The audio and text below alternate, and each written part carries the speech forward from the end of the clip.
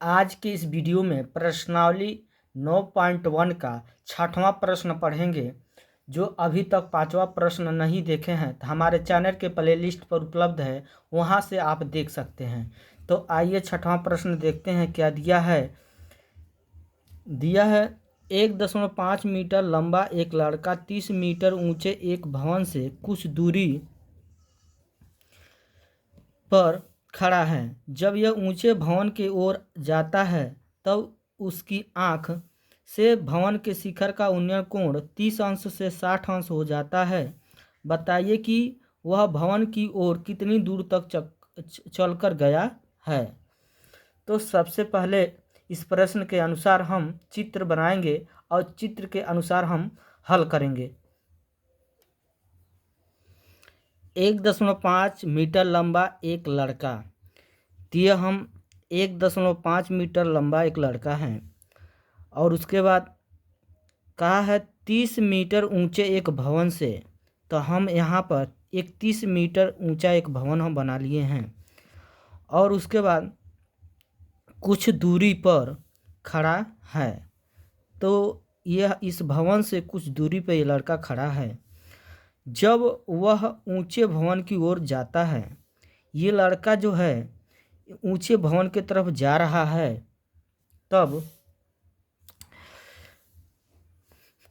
ऊंचे भवन की ओर जाता है तब उसकी आंख से भवन के शिखर का उन्नयन कोण 30 अंश हो जाता है।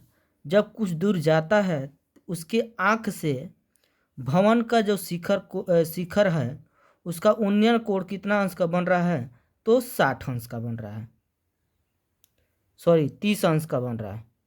पहले हमारा कौन अंश का बना रहा है, 30 अंश का। तब यहाँ पर 30 अंश का कोण बना रहा है। उसके बाद फिर 30 से 60 अंश हो जाता है। इसके मतलब फिर कुछ दूर आगे और बढ़ा है तो कितने अंश का कोण बना रहा है, यहाँ पे 60 अंश का कोण बना रहा है। ठीक है, एक बार 30 अंश का उन्नयन कोण बना रहा है, फिर कुछ दूर चलकर 60 अंश का उन्नयन कोण बना रहा है।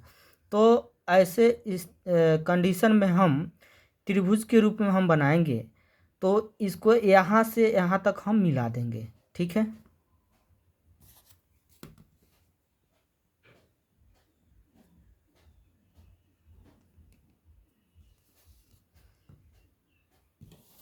ये कितने अंश का कोण बना रहा है, तो 30 अंश के, ये 60 अंश का।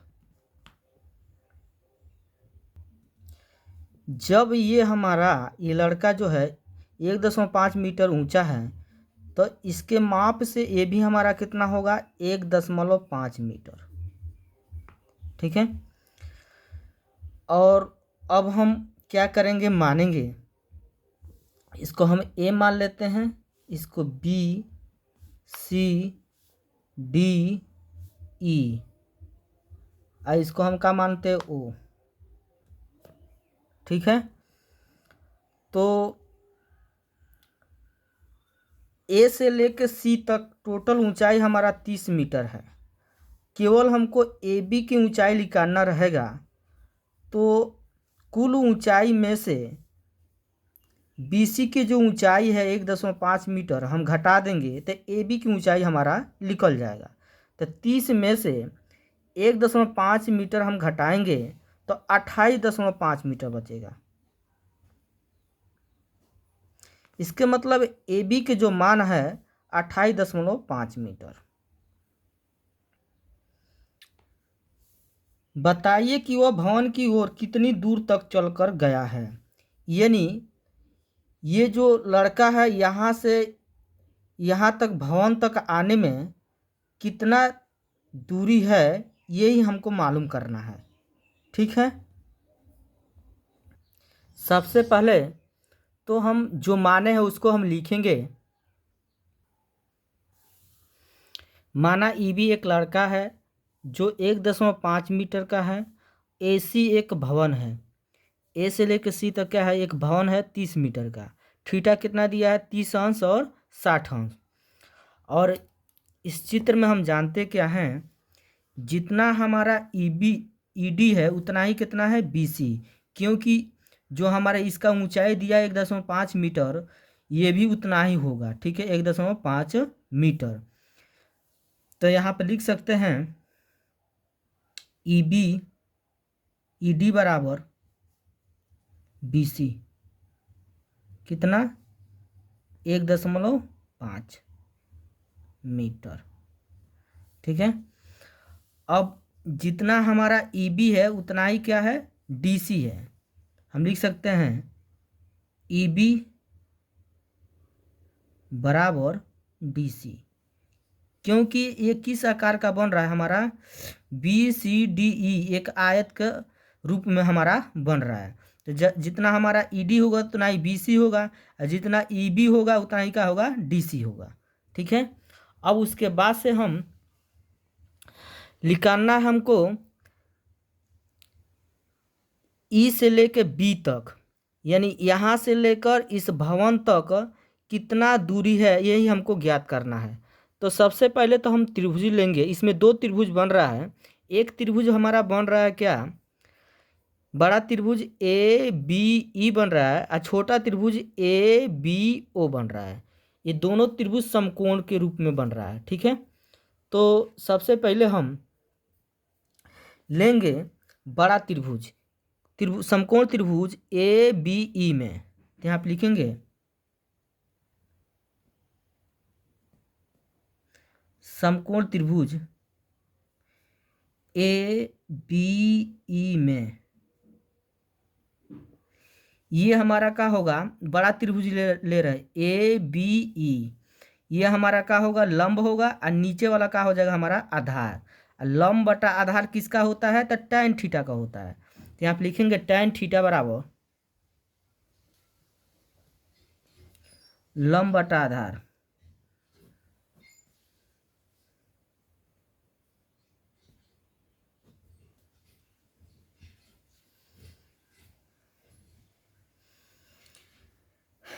tan उतार देंगे थीटा का जगह कितना हो जाएगा हमारा 30 अंश बराबर लंब क्या है लंब ए बी है बटा आधार क्या है ई बी है।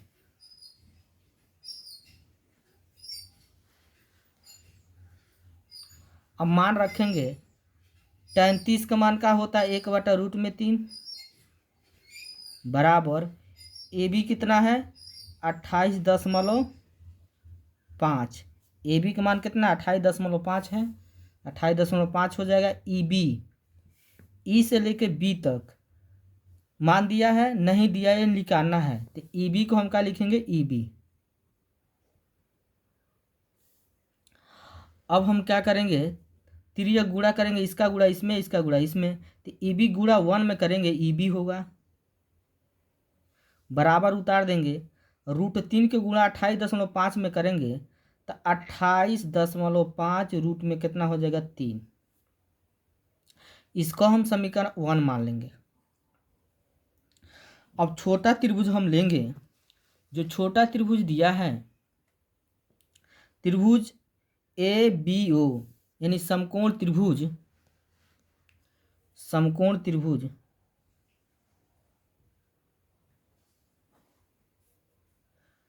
ए बी ओ में। ठीक है। तो इसमें भी हम ये लंब है और नीचे हमारा क्या है आधार है। लंब बटा आधार किसका होता है तो tan थीटा का होता है। तो यहाँ पर हम tan थीटा बराबर लिखेंगे लंब बटा आधार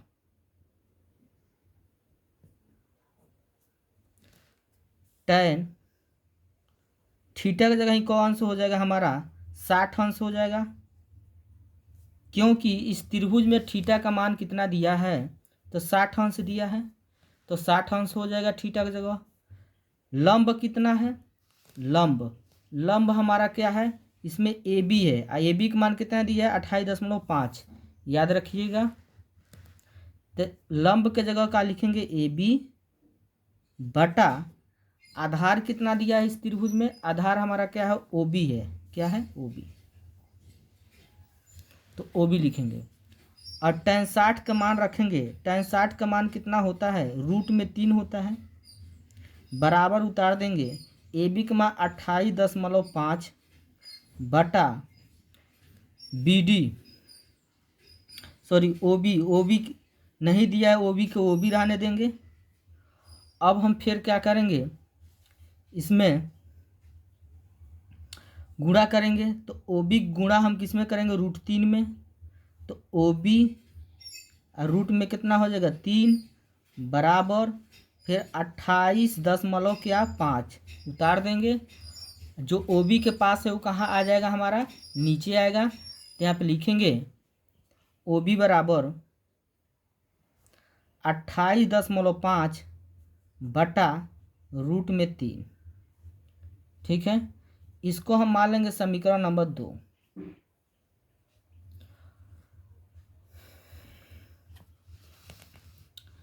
इसमें जो है हमको ई से लेके बी के मान निकालना है। तो ई बी के मान निकल गया है। ई बी का मान कितना निकला है, 28.5 √3 निकल गया है। ओ बी के मान निकालना है। तो ओ बी का मान भी दिया है 28.5 बटा √3। फिर उसके बाद हमको निकालना क्या है, ई ओ, इसका दूरी हमको निकालना है। ई बी के दूरी मान दे दिया है, ओ बी के मान दे दिया है, हमको ई ओ का मान निकालना है। तो ई ओ का मान कब हमारा निकलेगा, ये टोटल ई बी में से ओ बी को घटा देंगे तो ई ओ का मान हमारा निकल जाएगा। तो हम यहाँ पे लिखेंगे ई ओ बराबर E B minus O B. ठीक है, अब हम मान रखेंगे। तो यहाँ पे ई ओ उतार देंगे बराबर ई बी के मान इतना दिया है 28 दशमलव कितना दिया है 0.5 √3 माइनस है तो माइनस के चिन्ह लगा देंगे। ओ बी के मान कितना दिया 28.5 बटा √3, तो 28.5 बटा √3। ठीक है, अब उसके बाद से अब ईओ उतार देंगे बराबर, और √3 के गुणा इसमें करेंगे हम √3 में। तो यहाँ पर हो जाएगा 28.5 गुणे 3, क्योंकि √3 के गुणा √3 में करेंगे 3 हो जाएगा। माइनस है तो माइनस, फिर उतारेंगे 28.5 बटा √3। ठीक है, फिर उसके बाद से यहाँ पे लिखेंगे ईओ बराबर 28.5 के गुणा जब हम 3 में करेंगे तो हमारा मान निकलेगा 85.5। माइनस है तो माइनस, फिर 28.5 बटा √3।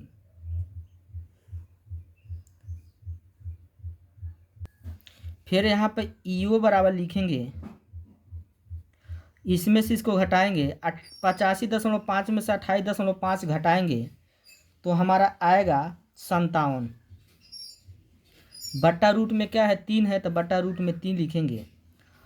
अब ऐसे कंडीशन में बटा में रूट में 3 आ गया तो हर का परिमीकरण करते हैं। तो यहाँ पर लिखेंगे हर का परिमेयकरण करने पर